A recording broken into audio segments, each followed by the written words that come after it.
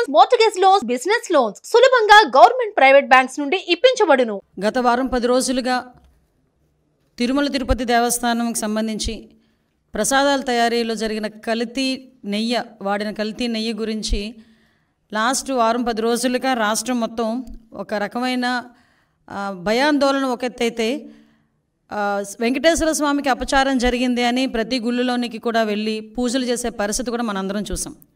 ఇవన్నీ ఒక పరంగా వెంకటేశ్వర స్వామి భక్తులుగా జరుగుతూ ఉంటే, ఒకవైపు నుంచి రాజకీయ దుర్బుద్ధితో దీన్ని కూడా రాజకీయం చేయాలి అని చెప్పి అతని హయాంలో జరిగిన తప్పుల్ని కప్పిపుచ్చుకోవడానికి చంద్రబాబు నాయుడు గారు గౌరవ ముఖ్యమంత్రి గారి మీద ఎదురుదాడి చేయడానికి సిద్ధపడి గౌరవ పులివెందుల ఎమ్మెల్యే గారు తీసుకుంటున్న నిర్ణయాలు చూస్తూ ఉంటే నిజంగా ఎప్పుడో అతన్ని పులకేసి అనేవారు, కానీ ఇప్పుడు నిజంగా పులకేసి ఏదో 2 or 4 పెట్టాలి మనం కూడా.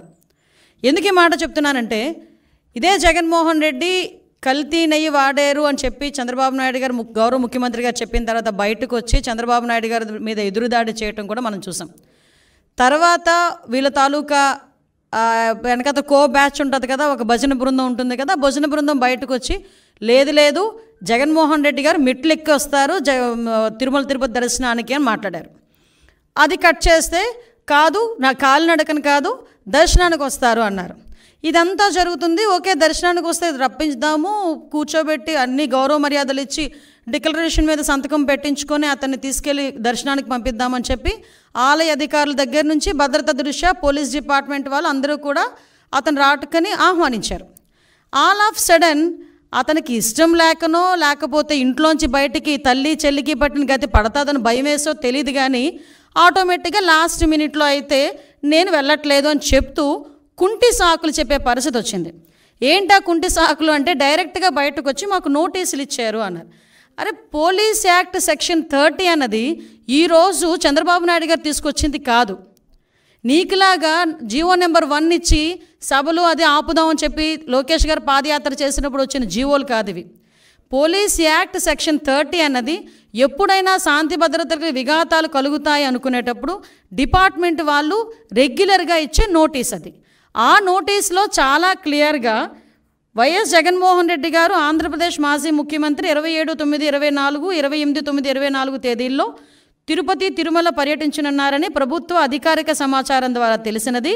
ఈ పర్యటనలో శ్రీ వైఎస్ జగన్మోహన్ రెడ్డి గారు తిరుమలలో శ్రీ వెంకటేశ్వర స్వామి వారిని దర్శించుకోనున్నారు. ఈ పర్యటనకు స్వాగతం పలికేందుకు తిరుపతి జిల్లా మరియు పరిసర జిల్లాల నుంచి సుమారు 10,000 మంది వైఎస్ఆర్సీపీ నాయకులు కార్యకర్తలు తిరుపతికి రావాలని సోషల్ మీడియా ద్వారా విస్తృత ప్రచారం జరుగుతున్నది. అదేవిధంగా ఈ పర్యటన అడ్డుకుంటామని వివిధ రాజకీయ పార్టీలు, హిందూ ధార్మిక సంఘాలు, ప్రజా సంఘాలు కూడా సోషల్ మీడియా ద్వారా విస్తృత ప్రచారం జరుగుతున్నది. ఈ సందర్భంలో తిరుపతి జిల్లాలో ఉద్రిక్త పరిస్థితులు, శాంతి భద్రతలకు విఘాతం కలిగే అవకాశం ఉన్నది. ఈ పరిస్థితుల వల్ల రాబోయే తిరుమల బ్రహ్మోత్సవాలు మరియు ప్రపంచవ్యాప్తంగా తిరుమలకు వచ్చే యాత్రికులపై ప్రభావం చూపే అవకాశం ఉన్నది.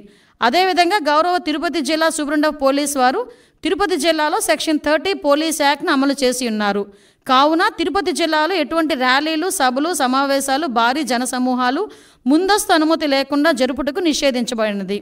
ఇట్టి నిబంధనలు ఎవరైనా అతిక్రమించిన ఎడల వారిపై చట్టపరమైన చర్యలు తీసుకొనబడును. కావున అన్ని వర్గాల వారు తిరుపతి జిల్లాలో శాంతి భద్రత పరిరక్షణకై పోలీసు వారికి సహకరించాల్సిందిగా కోరడమైనది.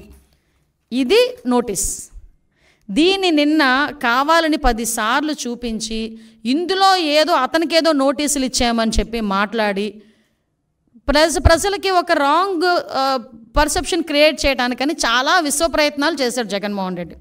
నేనేమంటానంటే, జగన్మోహన్ రెడ్డికి సూటిగా అడుగుతున్నా, జగన్మోహన్ రెడ్డికే కాదు వాళ్ళ తాలూకా నాయకులందరికీ కూడా, ఒక్క బైండ్ ఓవర్ అయినా మేము చేసామా?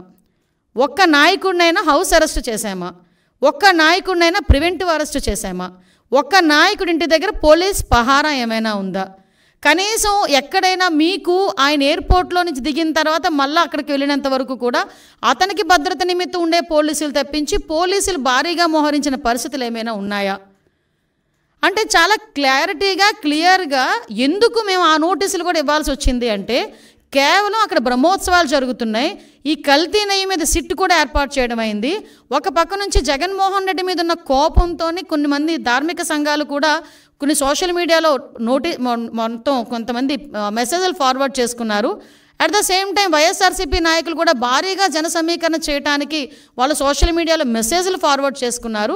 ఈ నేపథ్యంలో ప్రజలకు ఇబ్బంది కలగకుండా, యాత్రికులకు ఇబ్బంది కలగకుండా, విఐపీఎస్కి ఇబ్బంది కలగకుండా ఉండటానికి రెగ్యులర్గా శాంతి భద్రతలు విఘాతం కలిగిస్తాయనుకునేటప్పుడు పోలీస్ డిపార్ట్మెంట్ వాళ్ళు ఇచ్చే నోటీస్ అది. ఆ నోటీస్ కూడా జగన్మోహన్ రెడ్డికి ఇవ్వలేదే. జగన్మోహన్ రెడ్డిని రావద్దు అని ఎవరు చెప్పలేదే. మీరు రాకండి అని మేము ఎవరూ చెప్పలేదే.